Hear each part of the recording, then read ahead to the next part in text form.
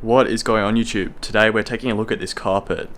On the right hand side we've got it dyed halfway black, and on the left we've got the original carpet. If we get up close you can see how dirty and manky this carpet is. It's super gross, and definitely looking forward to getting it all dyed black like this. Now this is it up close. It is pretty much dry. I have dyed this twice over now, so it does take quite a bit of dye, but luckily I've got a whole bunch of stacks here.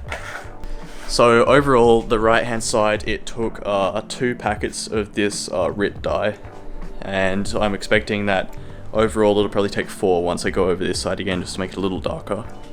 So for the dye you need to use boiling water because it helps it stick to the fabric better. For the dye, I've been using a bit less water than what's recommended, just so that it doesn't soak the fabric too much and take ages for the carpet to dry.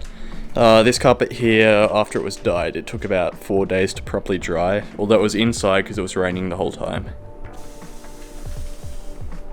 Make sure you use some decent gloves for this because it really stains your skin and it'll take days to properly wash out. So to apply the dye to the fabric, I've been using these pieces of sponge. I've just been ripping it off and then dipping it in and applying it. Now you need to be careful because as soon as you put something in here, the dye will not come off and it's pretty much permanent. Just look at this.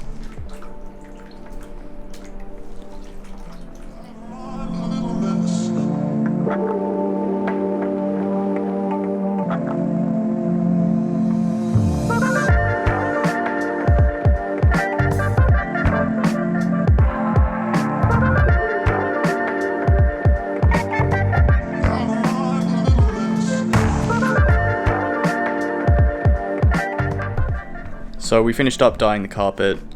The one on the right is a bit darker, but I found out that the dye actually dries and gets darker as it goes, so this one should end up looking exactly the same as the one on the right.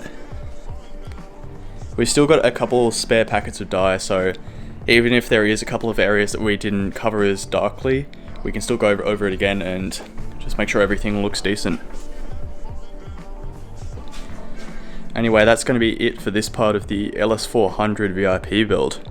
See you in the next video.